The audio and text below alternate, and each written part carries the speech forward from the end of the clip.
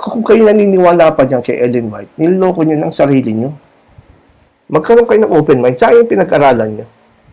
Hindi dahil sa diyan kayo lumaki, Adventist, magandang makisama, Adventist, binigyan kayo ng trabaho ng Adventist, tinulungan kayo ng Adventist, kahit mali na, dyan kayo. Hindi tama yun. Ang katotohanan, hindi dyan ang susukat. At ito ay tinatawag nating hipokrito. Kahipokritohan. Bakit kanyo? Tingnan nyo ha, pansin nyo.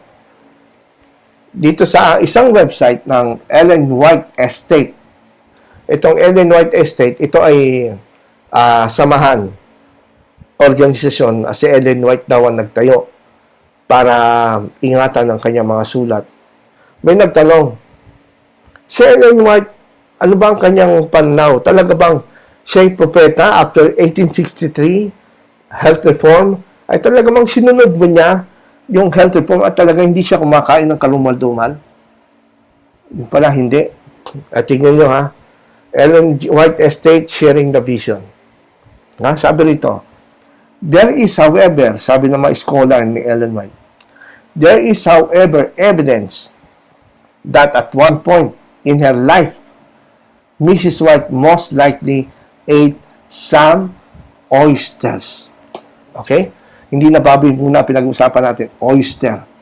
Pag binasa nyo sa Leviticus 11, pag binasa nyo, hindi yan sa kabilang sa mga pinakakain ng Diyos sa mga Hudyo kasi wala siyang kaliskis at walang palikpik. Yan ang palatandaan ng Diyos noon sa Israel para makita ng Israel kung alin dapat kainin na pagkain sa dagat.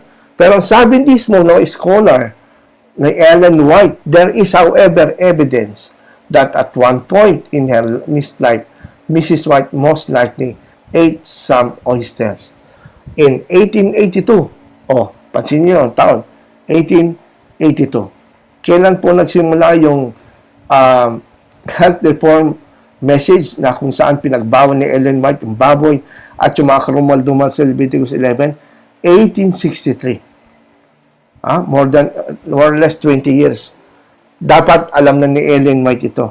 Pero noong 1882, nung siya ay nasa California, sumulat siya ng sulat sa kanyang daughter-in-law, si Mary Kelsey White. No? Meron siya pinagbilin doon sa kanyang manugang na babae. Pinabili niya sa grocery. Sabi ni Ellen White, Mary, if you can get me a good box of herrings, fresh ones, please do so. The last ones that we got are bitter and old.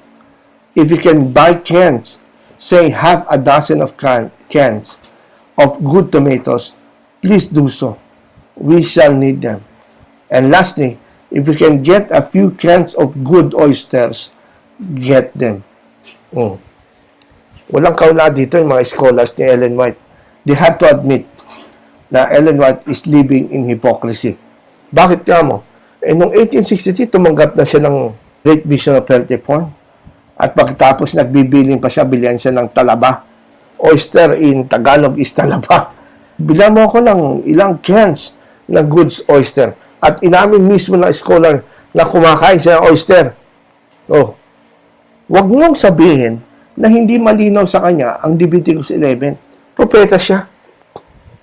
Kung siya ay kagaya lang ng karaniwang Adventist na hindi palabasan ng Bible, okay lang. Pero yung claim niya na propeta siya at siya may authority, may backup ng Holy Spirit at hindi pa rin niya alam na masama oyster, talagang niloloko na lang po kayo niyan. Nagpapaloko na lang po kayo kung kayo pikit matang sumusunod pa sa kanya. Alam niyo ba, ayon dito din mismo sa mga Seventh-day Adventist publications, noon pa man, dito sa manuscript list number 852, the development of Adventist thinking on clean and unclean meats. Noon pa man, mga panahon pa ni Ellen White, 1850s, 1883, 1891, alam na ng mga scientists at mga doktor ng Adventist na ang oyster ay masama sa katawan. Halimbawa, dito sa babasahin ko sa inyong harapan, sabi rito ng Adventist scholar na ito, Adventists of today, with their understanding of the distinction between clean and unclean meat, need to give due weight to the general lack of teachings of such teaching in the Adventist Church over time.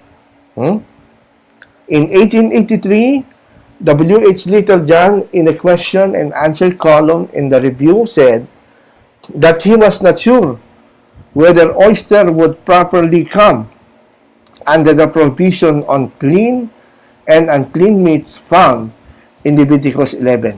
Ito nakakatawa dito 1844, tinawag daw sila na sila daw ang the remnant church. Sila ang daw pinili na remnant church ng Revelation 17, sila daw ang bayan ng Diyos, sila yung may tatak ng Diyos. Pero kita mo, 1883 na hanggang sa 1883 na, mahigit 40 years na, hindi pa rin na alam kung ang oyster ay kabilang sa unclean meats ng Leviticus 11. Ay, hindi ba nakakatawa yun, mga kaibigan? Kaya ito pa, the early health reformers sometimes mentioned oyster. Yung mga early health reformers, mga health reformers, na bago pa kay Ellen White, sometimes mention oysters as they explain why flesh foods were harmful. Alam na noon pa na harmful yan Russell Troll, in his 1857 hydrophatic cookbook, said, all mollusca, including oyster, was bad ailments. Probably more familiar to Adventists where James C. Jackson comments on oyster. Well-known. Pag sabing well-known at familiar, kilala ng mga Adventist noon. Sino? Si James Jackson. Yung comment niya about oyster, included along with other critics of health flesh food, in an article James and Ellen White reprinted in Health or How to Live. Jackson objected to the oyster because they were scavengers. Itong James Jackson ay isang doktor at ito ay contemporary ni Ellen White at siya ay sikat. Familiar siya sa mga Adventist. At nag-criticize siya, sumulat siya ng libro. In fact, itong libro nito, yung kanyang article about oyster, naisama ito sa mga pamphlet na ipinablish doon sa series ng mga pamphlet na sinulat ni James at Ellen White na ang pamagat ay Health or How to Live. At isa sa mga series na yon ay sinulat ni James Jackson kung saan doon man ay sinabi na ang oyster ay scavenger. Ito, Health or How to Live. Ito ay ipinablish ng Steam Press of the Seventh-day Adventist Publishing Association, Baltic Creek, noong 1865. Remember, 1863, yung health reform vision ni Ellen White, 1863. Ito, 1865, okay? Sa isang pahina doon, sa pahina 19, ito, tignan niyo sinabi ni James Jackson tungkol sa oyster. Si Ellen White pa nga sumulat ang author nitong Health or How to Live, tsaka asawa niya. Imposible hindi niya babasa to. Ito, pansinin niyo. The purpose of the Creator in making them is manifest, but he never made them as food for man. All flesh-eating animals are scavengers, and so are omnivorous animals. And uniformly, these animals are low in the scale of organization. Of those in the sea, yung mga nasa dagat, of those in the sea, the oyster and shellfish are examples, and were it not for them, the ocean would become a mass of putridity, whose pestilential exhalations would exhaust all life within itself. And on the land, of course. So, scavengers para sa kanya. Itong oyster.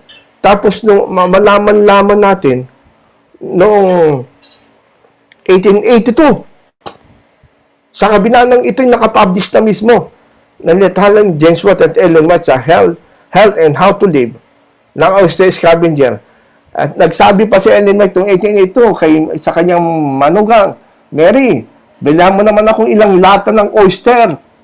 At sinabi ng inyong scholar, at si Ellen White kumakain ng oyster. O, anong klase propeta yan? Para sa akin, ang pinakamagandang description na bibigay ko sa inyong propeta dyan, sa Seventh-day Adventist na pinagmamalaki yung totoong church, ay false prophet.